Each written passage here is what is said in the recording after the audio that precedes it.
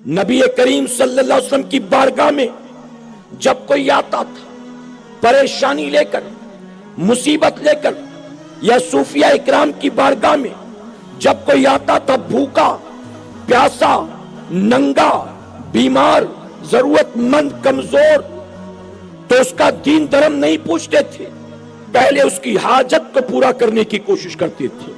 اس کی حاجت کو جانتے ہو، مولا کائنات مولا علی کرم اللہ وجہ الکریم کو حضور اکرم صلی اللہ علیہ وسلم نے فوج لے کر ایک شہر کی طرف روانہ کیا۔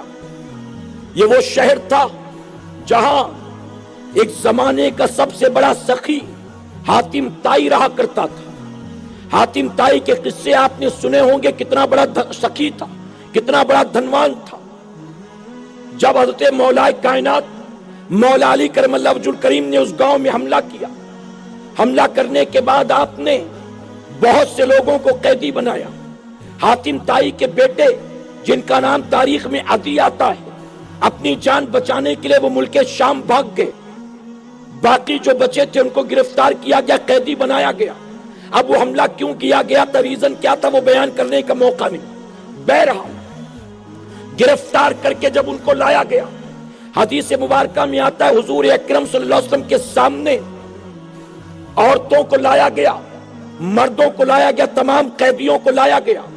میرے آقا صلی اللہ علیہ وسلم کی نظر پڑی، عورتیں جو قیدی بنا کر لائی گئی تھی ان میں سے ایک لڑکی ایسی تھی جس کے سر پر دوپٹہ نہیں تھا۔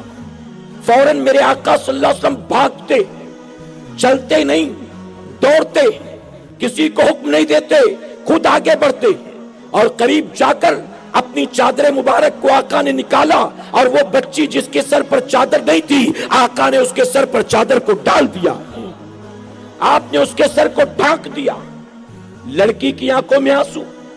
اس نے کہا جب قیدی بنا کر چلے تھے تو ہم نے سوچا تھا پتہ نہیں انجام کیا ہوگا، پتہ نہیں ہمارے حوالے سے فیصلہ کیا ہوگا۔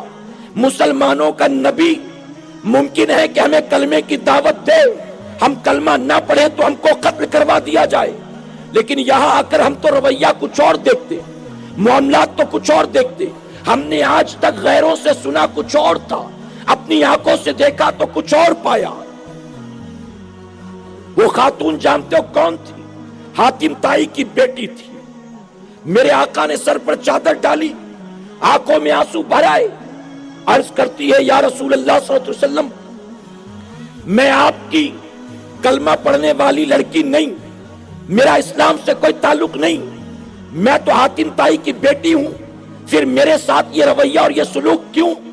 تو میرے آقا جانتے ہو کیا فرماتے ہیں؟ آقا فرماتے بیٹی ہندو یا مسلمان کی نہیں ہوتی، بیٹی تو بیٹی ہوا کرتی۔ اگرچہ تو حاتم طائی کی بیٹی ہے لیکن بیٹیوں کے سر بن دوپٹے کے اچھے نہیں لگتے۔ آقا نے سر پر دوپٹہ ڈال دیا۔ جب اس نے رویہ دیکھا، آقا کا یہ اخلاق دیکھا، تو حضور صلی اللہ علیہ وسلم کے سامنے اپنے والد کی سخاوت کے چرچے کرتی۔ آپ نے میرے والد کا نام سنا ہوگا، حاتم طائی کی بیٹی ہوں میں، اور میرا ایک بھائی جب حملہ ہوا تو میرا بھائی جان بچا کر اور مجھے چھوڑ کر بھاگ گیا، اے آقا مجھ پر رحم فرمائے۔ فرمایا گیا حضور اکرم صلی اللہ علیہ وسلم نے صرف حاتم طائی کی بیٹی کو نہیں بلکہ جتنے بھی قیدی بنا کر لائے گئے تھے آقا نے سب کو آزاد فرما دیا ہے۔ اور حاتم طائی کی بیٹی جس کے سر پر دوپٹہ ڈالا، جانتے ان کے ساتھ میرے آقا نے کیا سلوک کیا؟ میرے آقا صلی اللہ علیہ وسلم نے تحفے میں ایک اونٹنی ان کے حوالے کی اور کہا اس اونٹنی پر سوار ہو کر اپنے گاؤں واپس جانا۔ وہ چلی تو گئی لیکن پورے راستے سوچتی رہی، سوچنے پر مجبور ہو گئی کہ ابو جہل کیا کہتا تھا ان کے بارے میں، ابو لہب کیا کہتا تھا، عتبہ شیبہ کیا کہتے تھے، مکے کے کفار مشرکین کیا کہتے تھے۔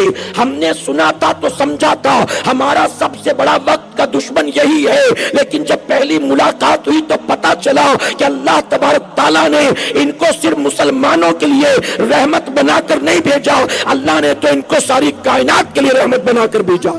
نعرہ تکبیر، نعرہ رسالت، علماء اہل سنت۔ اپنے گاؤں واپس گئی، چند دنوں کے بعد سفر کر کے ملک شام پہنچی۔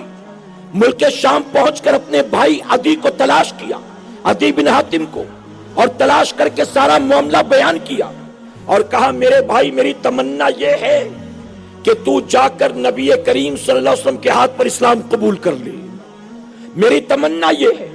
فرمایا گیا حضرت عدی بن حاتم واپس آئے، کوئی امان نہ لی، بن امان کے حضور اکرم صلی اللہ علیہ وسلم کی بارگاہ میں مدینہ منورہ پہنچے اور میرے آقا کے ہاتھوں پر کلمہ پڑھ کر اسلام قبول فرما لیا۔ یہ کیا تھا؟ یہ میرے نبی کا اخلاق تھا، یہ میرے آقا کی پیغام انسانیت تھی۔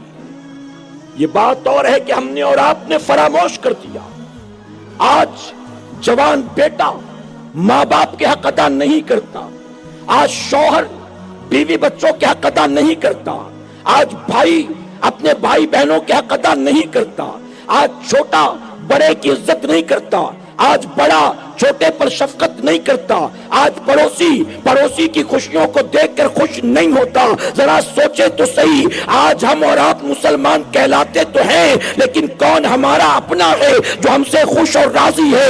جب ہمارے اپنے گھر میں رہنے والے، ہمارے اپنے خونی خاندانی رشتے والے، جب ہمارے اپنے ماں باپ ہم سے خوش نہیں ہیں، ہم دنیا کے سامنے اسلام کا پیغام بھلا دیں گے تو کیسے دیں گے، کیسے پیش کریں گے؟